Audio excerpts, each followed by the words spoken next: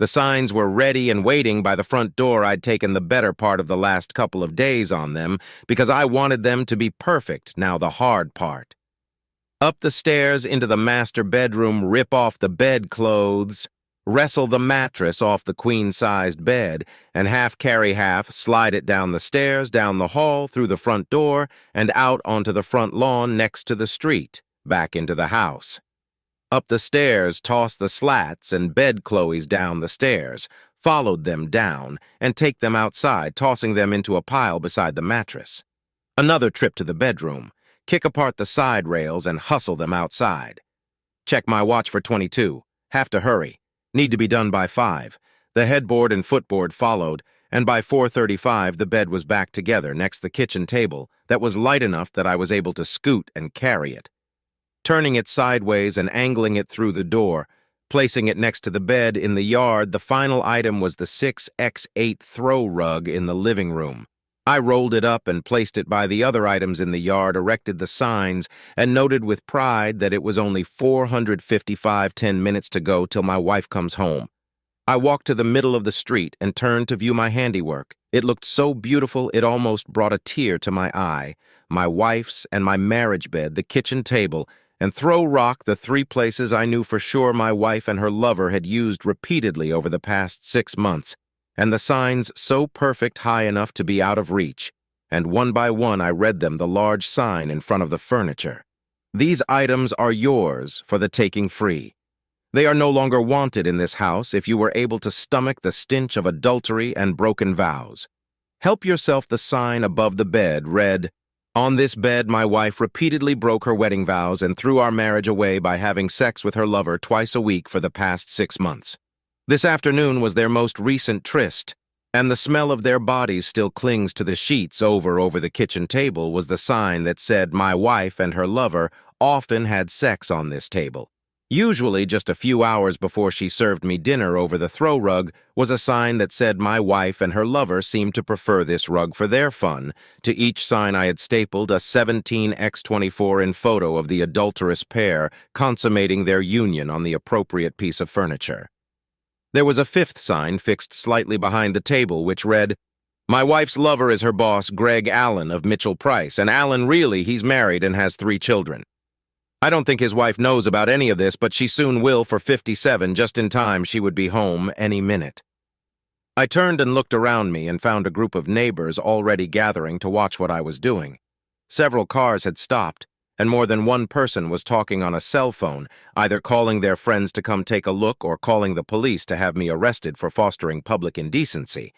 I casually waved to the assembling group and walked into the house, closing the door after me at precisely 5:05 p.m. I saw my wife's car turn the corner at the end of the block and immediately slowed down, seeing all the people gathering near our house, looking at something on our lawn and talking and laughing among themselves. Slowly, she drove to the house we'd shared for the past 10 years and stopped in front, staring at the side of the furniture and the signs in our front yard, paying, I'm sure, special attention to the large photos of her and her boss, Greg Allen, having sex, their faces, masks of lust and pleasure, even through her car window in the window of my house, and with all the conversation of the 40 or 50 people standing around gawking. I still heard her scream, "No, oh God, no!" Finally, her eyes moved from the signs to the front window of the house where she saw me standing. We stared at each other. She looked grief-stricken, her face and ashy white. I could see tears falling down her cheeks. She seemed to be asking me why I had the same question for her. I watched her for a few seconds, then turned away from her, closing the curtains behind me. I guess at this point I should explain how my wife Sherry and I arrived at this tragic place. My name is Jack Meyer. I met Sherry in college. Sherry in. Our junior year, a mutual friend suggested we get together, and when we met for the first time, I was smitten. Sherry wasn't a beautiful woman in the classic sense, but she was so damn cute and sexy, 5'2", with beautiful blue eyes and dishwater blonde hair down to her shoulders. Her body was petite but perfectly proportioned, and her tiny waist captivated me, and though she didn't know it at the time, she had me, and the thought that I wouldn't win her never crossed my mind. Sherry and I started dating, and within a few weeks we were a couple. A month after we met, we made love for the first time, and it was like nothing I had ever experienced. I was obsessed with Sherry and couldn't get enough of her body. Neither of us were virgins our first time, but we were far from experienced and we luxuriated in each other's bodies. Oral sex was wonderful and everything we tried seemed to become our favorite. I think it is safe to say we were as deeply in love as it was possible for two people to be. We were married just after graduation and moved into our first home. A condo in Van Nuys. Sherry got her real estate license and went to work with one of the area more prominent agencies. I used my engineering degree to snag a nice position with an electronic manufacturing company, and we settled into a life I thought was perfect. For the next 13 years, we shared a fabulous life together, first in our condo. Then, as our earnings increased, we bought our dream home and started our family. First came Shelby, now 8 years old, then 2 years later. Along came Ryan, who was now 6, Sherry, and I loved those two kids to total distraction. We lived for each other and our family. So what happened, I wish I could tell you. I wish I could say I picked up on the little signs that told me something was wrong, but I didn't. I was totally oblivious, living in a world of absolute love and trust with my wife. It took a fluke to fill me in on what was going on. A fluke caused by our daughter Shelby getting sick at school. It was a Thursday, and I got a call just before noon from the school nurse that Shelby had come down with what appeared to be the flu. At the time, I was in the middle of a staff meeting and asked the school nurse to please call my wife. The nurse told me she had tried calling Cher at her office where she was told my wife would be out for most of the rest of the day. She tried our house, but there wasn't an answer.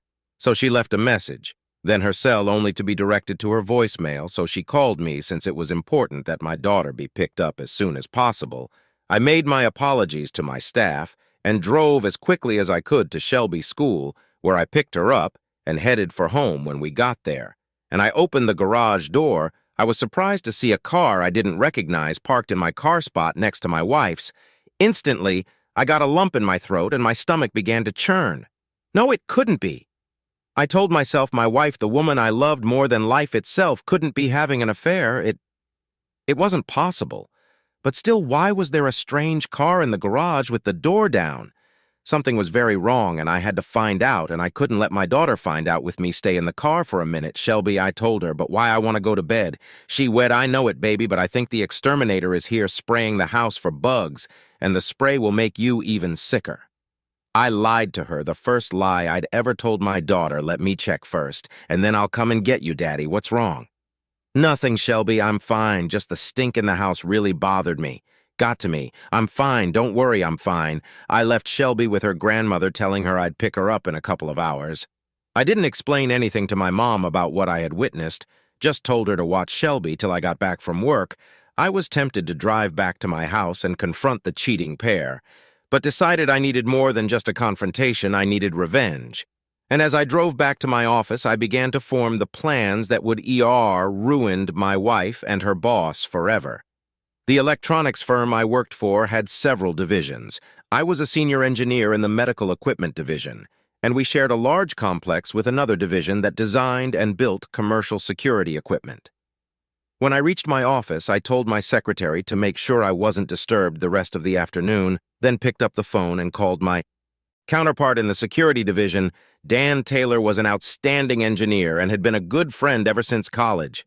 I told him I needed to see him right away, and he said he was coming my way anyway to drop off some blueprints to be copied, and he'd see me in half an hour. I told my secretary that Dan could come into my office as soon as he arrived, and true to his word, he knocked on my door 20 minutes after our phone conversation. "What's cooking, Jack?" "Coming, Dan," and closed the door. I told him, "Well, you look like you just lost your last friend." He told me, "I think I have, and I need your help. Anything." "Jack, what's going on? I just caught my wife and her boss having sex at my house in my bed." "Damn, Jack. You're kidding. I wish I were. I had to pick up my daughter at school, and when I got home, there was a strange car in my garage. I snuck in and found them in our bedroom on our bed. I couldn't believe it, but it's true, Jack. That shouldn't happen to anyone what happened when you confronted them." "I didn't confront them. I wanted to. But my daughter is sick, and I couldn't take a chance that she might see them, so I made her wait in the car for me after I saw them together. I left quietly and took Shelby to my mom's house. What are you going to do?" "I'm not really sure, but I do know I need proof. I need audio and video of them the next time they do it, and that's where you come in. You need security cameras and mics, something small I can hide in several rooms in the house that will record everything that goes on. I think I can help you with that, Jack, but how do you know there will be a next time? Maybe this was a one-time thing where things got out of control. No chance, Dan. They talked about the fact they've been doing it regularly for the last 6 months. I don't know if they always go to my house, but I'm willing to bet they do. Hotels leave paper trails that neither of them can afford, and her boss's wife stays at home, so that leaves only my house available when I'm at work and the kids are in school. We talked a few more minutes. Then we got down to business. Dan said he had access to a new beta line of wireless miniature cameras and microphones that would work with my laptop or home computer. He also had a small voice-operated recorder that I could put under Sherry's car seat to capture any conversation she might have while she was driving. It would only capture her side of the conversation, but it was better than nothing.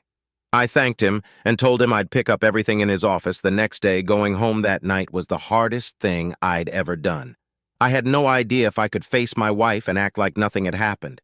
I figured the best thing I could do is make Sherry think I wasn't feeling well, which was the truth. I picked up Shelby from my mom's, and when I got home, Sherry was fixing dinner in the kitchen. When she saw I had Shelby with me, she became frantic. "Where have you been, and why didn't you call and tell me that Shelby was sick?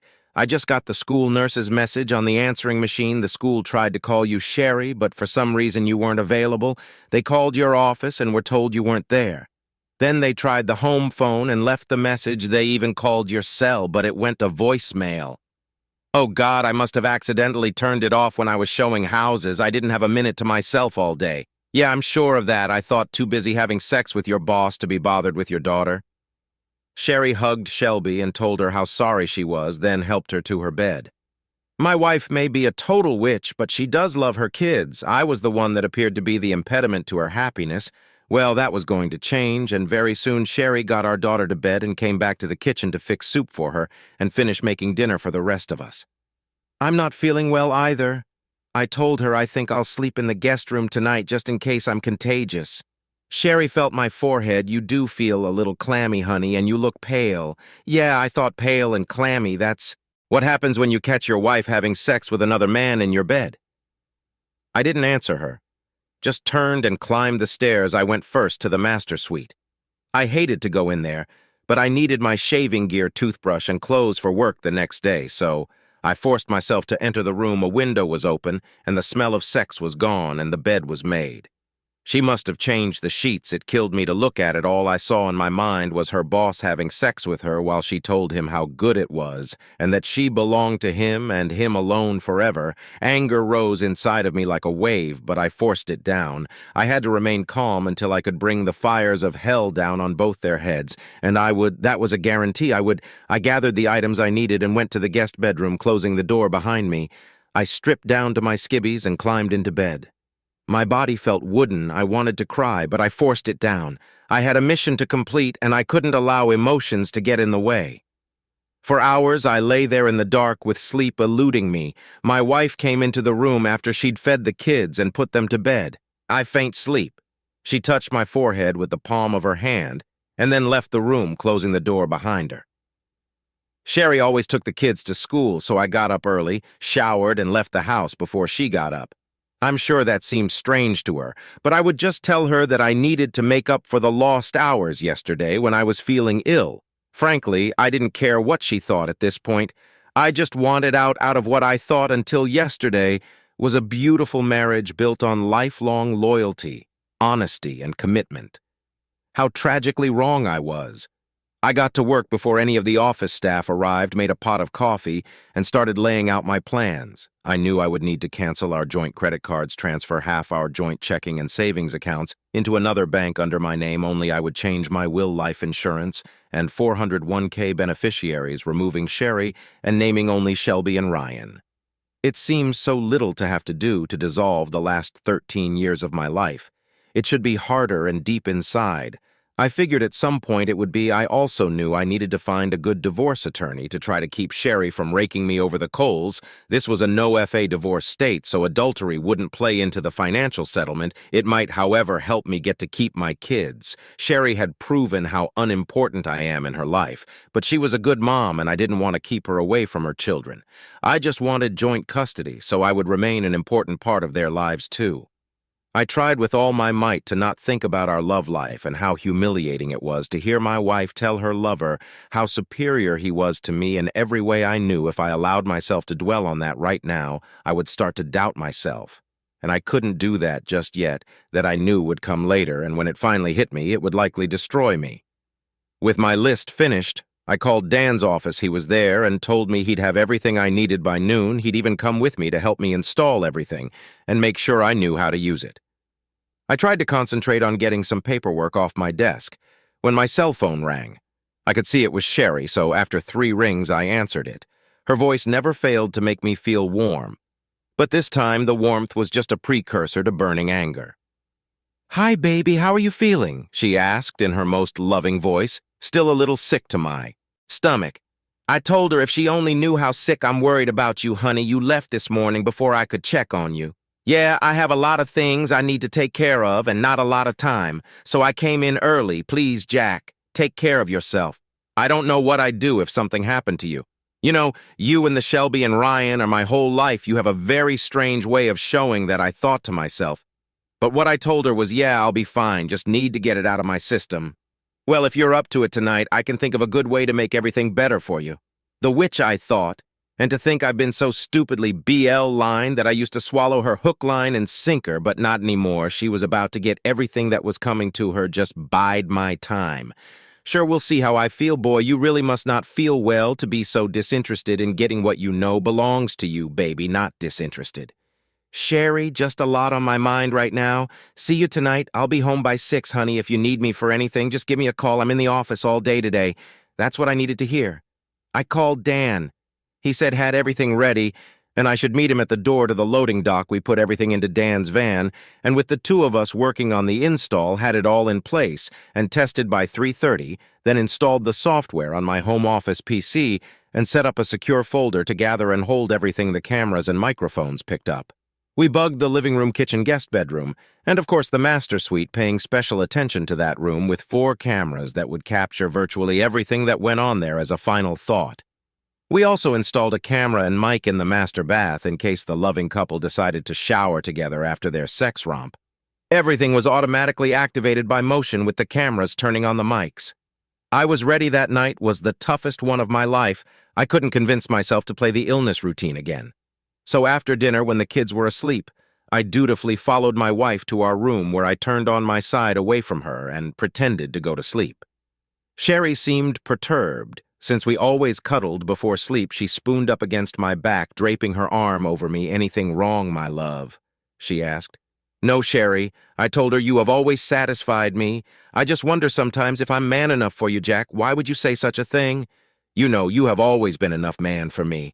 My life would end if something happened to you. I'll never need anyone else as long as I have you. You are my perfect lover." Man, always have been, always will be, yeah.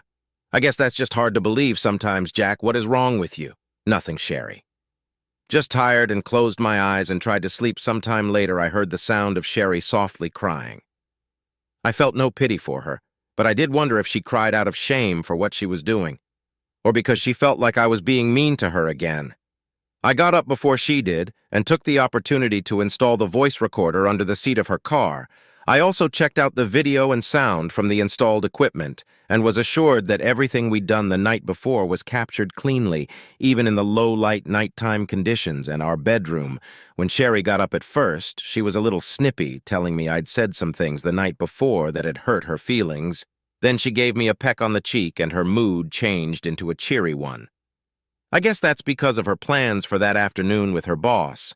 I poured her a cup of coffee and told her I would be locked in my office all day. She told me she had to spend the entire afternoon showing several homes and was pretty sure she was going to make a big sale, but would be able to pick up Shelby and Ryan after school with a peck on her cheek. I made my way to the garage door, only to have Cher say, "Jack, you forgot to tell me you love me, honey. You know how important it is to me to hear you tell me that every morning before we start our days." "Sorry, Sherry. I guess by now I figured you should know how I feel about you. There's just a lot on my mind, okay? I forgive you this time, but a girl needs to hear her man tell her that he loves her. Don't forget that I promise I won't, and I..." Walked out, yeah. I'll tell some girl how much I love her if and when I ever find another girl I can trust enough to fall in love with. The information Sherry gave me about showing homes all afternoon led me to believe that she would likely be spending some time with the true love of her life. I hope that was the case. I was tired of playing games. I wanted this whole disaster over and done with. I spent the morning actually getting some work done in my office. Though I kept glancing at my watch. Finally at noon, I told my secretary that I would be gone for a few hours and set my plan in motion. I checked out a company van and parked across the street from my house where I waited to see what transpired. It took till almost 1 o'clock before I saw Sherry's car pull up to the house, open the garage door, and park in her usual spot. When she got out of her car and entered the house without lowering the garage door, I figured she was either going to leave again right away or she was expecting someone. 10 minutes later, I found she was expecting someone as the same car I'd seen the day I caught them together drove up our driveway and into the garage, taking my place, just as he had taken my place in my wife's body. I saw him get out of the car and the garage door closed. I had to hand it to them. They had guts to be so blatant about meeting in my house and my bed to carry out their affair. It just proved to me that they both believed there was no way they would ever be caught. Either that, or they had both come to the conclusion that they didn't care whether they got caught or not. Well, they would soon find out how wrong they were on both counts. They had been caught, and I would make sure that they would both care a great deal with this final proof of my wife's infidelity, and knowing I would soon have all the visual proof I needed of their sordid affair. I finally allowed the tears to fall. For 13 years I had been convinced that my loving wife would never cheat on me, just as I would never cheat on her, and with the tears came the first round of doubts. Was he that much better as a lover? I saw that he wasn't any bigger than I was. Maybe he was better looking, though neither of us would win any stud of warts. Why would she willingly take the chance on destroying our marriage and his marriage too? Since she had to realize there was no way I would not tell his wife exactly what the two of were doing. I so desperately wanted to walk into the house and confront them. But why? What would that accomplish? I'd catch them in the ACT, but hell, I'd already done that once, but they weren't aware of it. Would I feel better by beating the out of her lover? Yes, but I'd likely go to jail because of it, and frankly, by this time, neither one of them were worth it. My only worry was how all of this horror would affect my kids and his kids too, since I was prepared to destroy him just like he had destroyed me. By 2:30 they must have finished because the garage door opened and her lover backed his car out and left. 15 minutes later, my wife did the same thing, closing the garage door behind her. I knew she would return home with the kids by 3:30, so I hurriedly parked in the garage and made my way to my home office. I didn't want to take the time to review all the footage the cameras had recorded, just wanted to make sure the evidence I needed was safely on my hard drive. After 10 minutes, I'd seen enough. It wasn't a total repeat of the last time they were together, but it was graphic as hell. They'd started out having sex on the kitchen table where I ate my meals. They laughed about how many times they'd wondering if I'd ever figure out that I was eating on the same exact spot where he had sex with her so many times. After that, they moved to our bedroom. But not before her. A whole lover suggested doing it in my daughter's room just for a change of scenery. My wife had a fit about that, telling him absolutely not. It was bad enough that she let him rub her husband's face in it, but her kids' rooms would always be out of bounds. At least she seemed to have a few principles, just not where I was concerned. In the bedroom, they started again. I noticed neither of them ever said they loved each other, but my wife did continue to tell her boss he was by far the best lover she'd ever had as a final act, though I couldn't immediately understand why they moved to the throw rug by the fireplace in the living room where he did her again once they were done. I found it odd that she didn't take the time to change the sheets, but figured she would do that when she brought the kids home at 3:30. That left her plenty of time to air the room out and clean the evidence, since I seldom got home before 6, knowing the evidence I needed was secure inside my hard drive. I shut the system down and left the house. Without even bothering to check out the mess I assumed was still present on my marriage bed, I'd seen enough. And even though my heart was hardened against my wife, I still felt sick inside, a sickness that was soon replaced by a burning anger and hatred. I think I actually smiled, knowing the hell I was about to bring down on both of their cheating heads. I returned to work and filled in on everything I'd seen in, and her, like me, he still couldn't understand how a wife as supposedly loving as Sherry could do what it was now perfectly clear she was doing. Not only had she shattered our sacred vows to each other, but she'd gone out of her way to heap as much humiliation as possible on me to her lover, always letting him know he was a better lover, more of a man, the only person who could complete her. All those thoughts sank my soul into a deep abyss of pain and despair I knew I had to climb out of so I could finish my task of destroying both of them. I needed to find a good divorce lawyer, and Dan suggested I contact the law firm the company used to see if they could suggest anyone I talked to one of the corporate lawyers I knew in the firm, and he gave me 3 names of divorced lawyers he knew had successful records in protecting husbands' rights. The first one I called was getting ready to retire and wasn't taking new clients, but the second one said he'd make time for me the next afternoon at 3. That taken care of, I resolved to take care of canceling credit cards, changing beneficiaries, and moving money around the next morning when I got home that night. Sherry was in the kitchen fixing dinner while the kids did their homework in their rooms. She was wearing a yellow sundress and she looked beautiful, and for a minute I thought my heart would break all over again. She was smiling and seemed so happy I figured it was her usual post-afternoon delight good mood. "Hey baby, how's my man? I hope you had as good a day as I did," she told me, actually causing my eyebrows to rise in surprise. My day was interesting, not that good really, but I did discover several interesting things I wasn't aware of. "Why was yours so great?" I asked, knowing full well exactly why she was in such a good mood. "I'm sure having sex with the world's greatest lover will make your day." "I made a sale," she said, "first one this week. But I think there might be another one on Thursday when I show some more homes. I guess this must have been your lucky day." I told her with less than great enthusiasm. "Anything else special about today? Meet any interesting or special people?" I asked. She gave me a strange look. "No, honey, just the usual work to get through my day so I can come home and be with my family. You know, that's where my heart is." I nodded my head. "I also know where you're and Senior, or at least where they were," I thought as I headed up to our bedroom to change clothes. While I changed, I noticed that the sheets had been changed, and the room aired out. There was still water on the shower floor, and I mentioned that to her when I returned to the kitchen. "Did you shower sometime this afternoon?" She physically jumped at my words and turned to me, a guilty look on her face. "No, of course not, silly. Why would I do that? I don't know. But there's water on the shower floor, and it never stays there more than a few hours." "Oh, the drain is probably clogging up again," she said. "You may be. But I just cleaned it out a couple of weeks ago. Maybe someone is sneaking into the house to have a tryst with their lover and they shower after they've had a really good session of sex." I said. This time she froze in place for several seconds. She didn't turn to face me, just kept facing the counter with her head down, then continued to pull lettuce apart for a salad. "My Jack, you certainly have a vivid imagination coming up with something like that." "Yeah, that's me," I said. "Mr. Imagination, or is it ESP? Sometimes I think I can read people's minds. Well, if you could read my mind, you'd see how much I love you." And she attempted to laugh, but it sounded strained. "I'll be in my office. Let me know when dinner is ready," I told her, and she turned slightly and looked at me. She looked worried. Dinner was quiet, not a lot of conversation. Sherry seemed surprised when I took her usual place at the table and made her sit in my normal spot, where she had sex with her boss a few hours before Jack. "You always eat in that place at the table. Why change now?" "Oh, it's just kind of nice to have a change of scenery for a change." Sherry gave me an odd look, and when she sat down, didn't eat much, just more or less pushed food around on her plate. During dinner, the kids talked about their day, but Sherry and I just listened for the most part, making appropriate comments from time to time. After we'd all pitched in to help clean the dishes, I returned to my office to work on my project.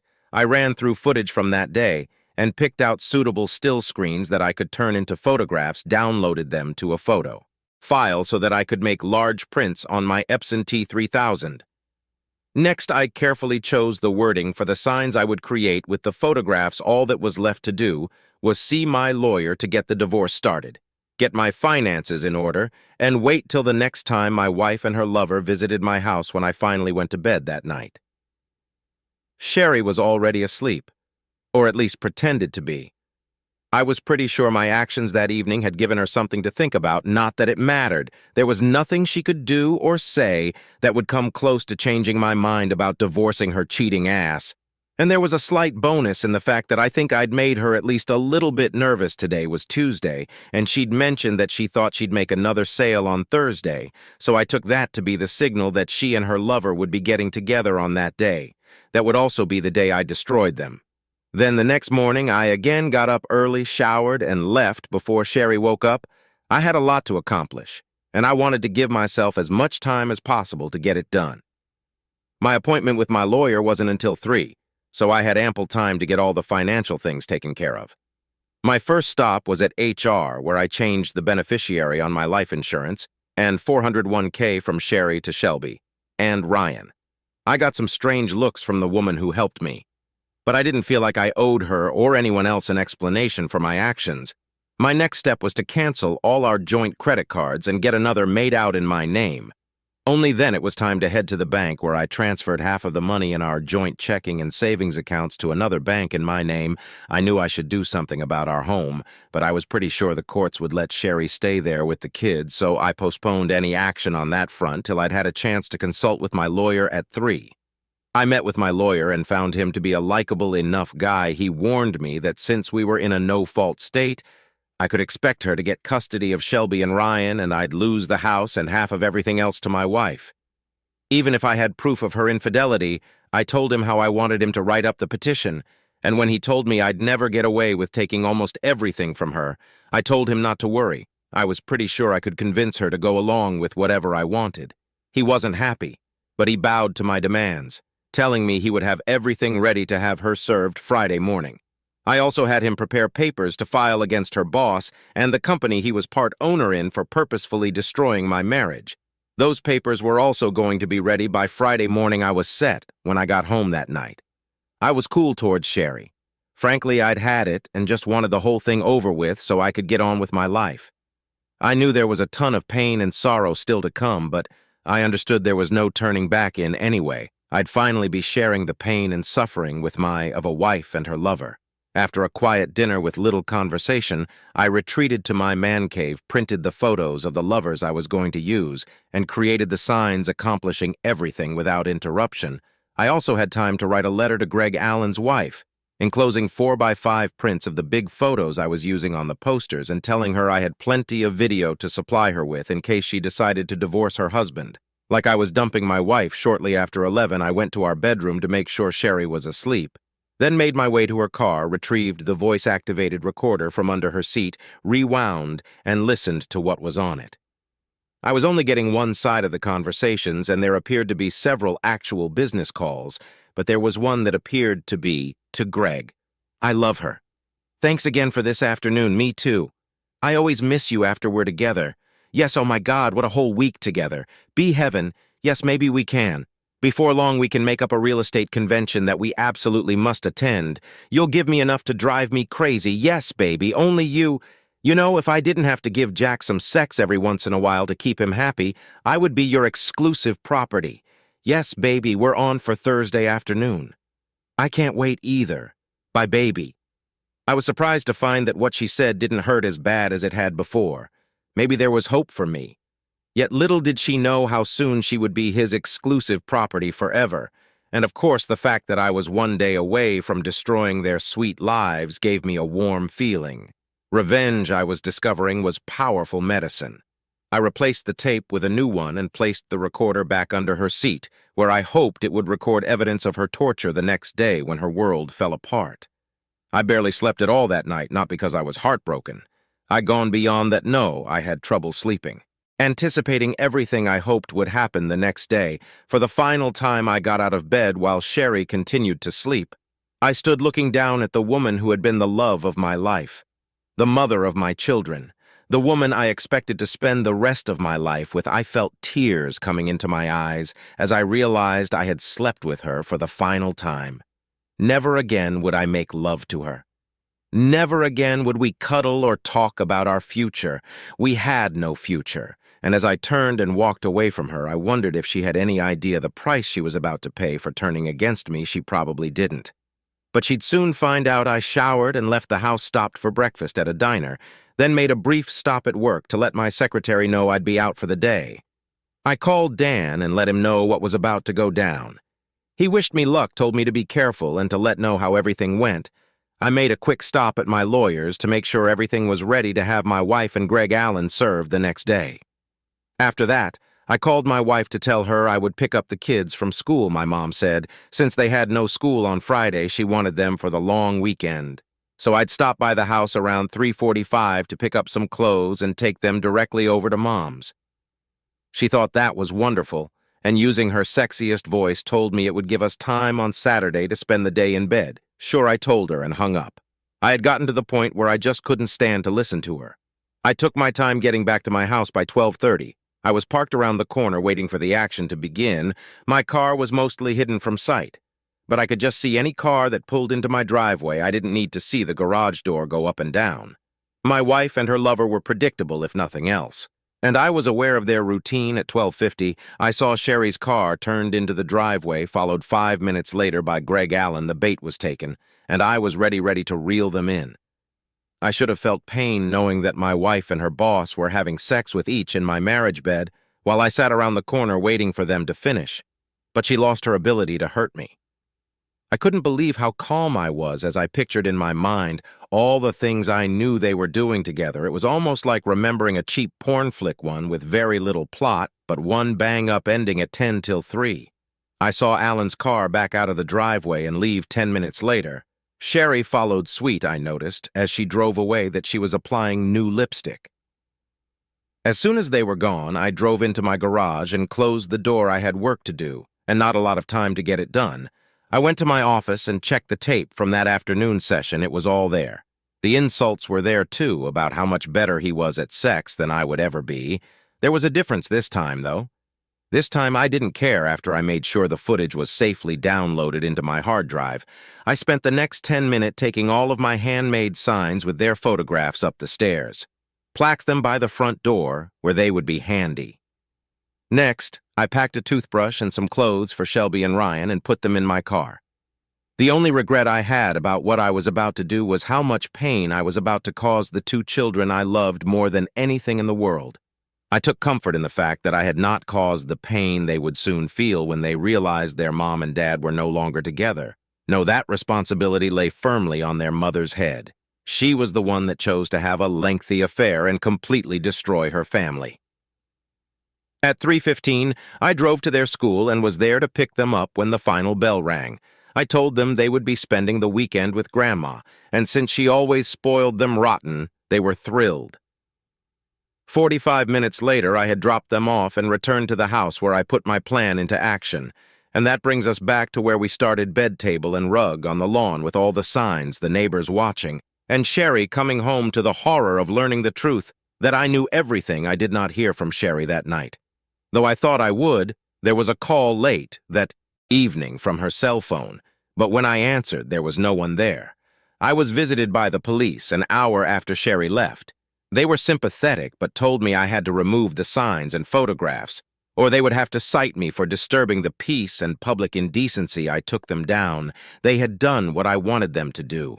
They were seen by my wife, and I knew from the look on her face before I turned away from her that her life had begun to spiral down into hell. That night I drank the better part of a fifth of Maker's Mark and passed out in an alcoholic stupor. I woke up Friday morning with a world-class hangover, but in spite of that, I still felt a sense of power. Yes, I was sad and lonely, but I knew I'd had the strength to bury my anger and hatred long enough to exact my revenge against my faithless wife and her lover. Around noon, I opened the front window curtains and saw that the rug, kitchen table, and bed were gone.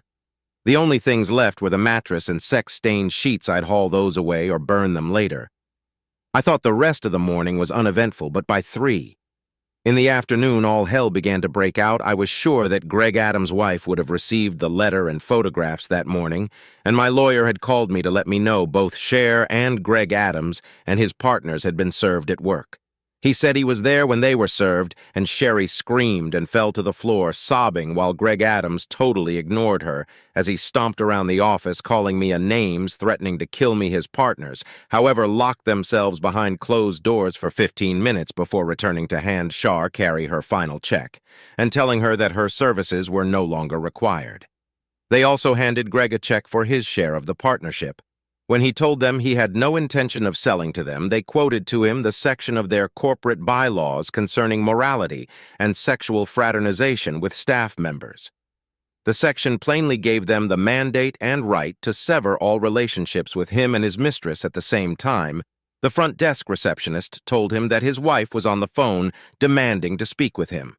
She had gotten the letter and photos I'd sent, and she wanted to tell him not to bother to come home and to let him know that she would be filing for divorce the next day. I later learned from the husband of one of the women that worked at the agency that after Adams was escorted from the building, everyone turned their backs on my soon-to-be ex-wife, and she lay on the floor for a good 30 minutes, sobbing and moaning.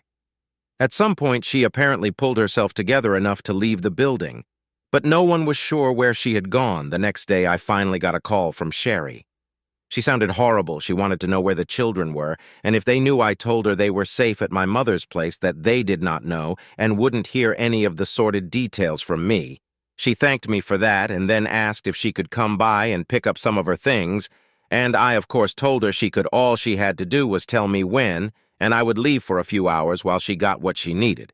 She wanted to know if I could stay and talk to her, and I told her I really had nothing to say to her, causing her to start sobbing again. "You know, I'm sorry," she said. "You have to know how sorry I am, Jack, and that I never meant to hurt you." I couldn't help myself. I actually started laughing. "How in hell could you tell me you were sorry, Sherry, and you never wanted to hurt me? What did you think I'd do when I found out? Congratulate the two of you. I never wanted you to find out I love you, Jack. I've never loved anyone but you. I don't think you really believe that, Sherry. How could you, after telling your lover how much better he made you feel than I ever could, how he was the only man who could complete you, how every time I made love to you, all you could think about is wanting to have him inside you, Jack? I never said those things. How could you think I would ever say those things to him? Because I have the recordings of you saying those things to him, Sherry, every word telling him that if you didn't have to let me have sex with you every once in a while to keep me happy. I have it all, Sherry.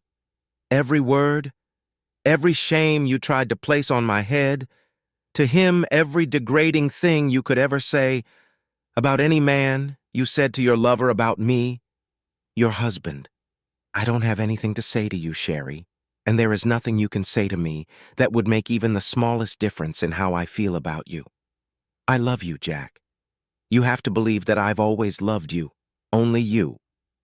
I don't know what made me say those things to Greg. You have to believe that I didn't mean any of it. I was just trying to build up his ego, because he always told me how his wife was always putting him down. So let me get this straight. You constantly tore me down to him, belittling me and my pathetic efforts at lovemaking, so you could stroke his ego and build him up. Because you felt sorry for him. Is that your story? You felt bad that his wife put him down. So you not only put me down, but you had sex with him in every way possible for the last 6 months just to make him feel better about himself. Yes, Jack, I never meant to hurt you. I didn't mean any of it. If you didn't mean any of it, then why did you do it? I don't know, Jack. It just seemed dirty, and I felt like I should be dirty with Greg. That's all it was with Greg, fun and dirty sex. I had to keep it separate from what I had with you, which had to always be loving and clean. You really are one very sick puppy, Sherry. I'm amazed it took me so long to see it. Shame on me for being so blind, stupid. I don't love him, Jack. I love you, please, Jack, if you can find it in your heart to give me a chance to make it right. I'll give you everything. I was so stupid. I only belong to you, only you. Jack, you have to believe that I made a mistake. But that can't be the end of us. Let me show you. I can come to you right now. Please, Jack. Please don't leave me, sorry. Sherry, I don't love you, and I don't have to leave you. You left me. The things you did with him and the degrading, humiliating things you said about me over and over and over again for over 6 months proved you don't love me. You can't love someone and wish him that kind of pain and harm and humiliation. I think you're disgusting, Sherry, an evil and disgusting woman, and I cannot wait to have you out of my life. Do you really think I want anything to do with your ass after you gave it to him and promised it only to him forever? I wouldn't touch your skanky body if you were the last woman on earth. The only reason that I will ever have anything to do with you at all is the children remember them. Shelby and Brian, the kids we created when we were still a family. You on them, too. I want to spare them as much pain as possible, but I don't want to spare you anything. In fact, I want you to feel all of the pain you've heaped on me. You and your lover Greg both deserve it, and I want you to feel it. Why did you tell his wife, Jack, that was unfair? Unfair. Are you completely delusional?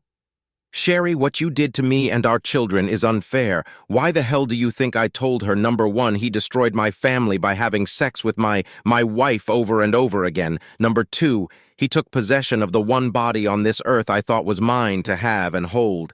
And he made her tell him how wonderful he was, and what a miserable failure I was. And number three, his wife needed to know what an absolute miserable failure of a human being she is married to. What she does with that information is up to her. They have children. Jack, so do I. Sherry and my two are the ones I want to protect. I feel bad for his kids, too. But it's not because of me that they may be facing the possibility of a future without their dad. It's his fault and your fault, too, Sherry. I refuse to take any of the blame here. I don't want to divorce Jack. I'll fight for our marriage. There's nothing to fight for. I would honestly rather be dead than have to be shackled to you for the rest of my life. I know you still love me, Jack. You have too. You can't just turn that off over one thing like this. My God, you were delusional, completely out of your mind. Did you read the divorce petition you were served with? No? Why should I if you'll just listen to reason and let me make it up to you?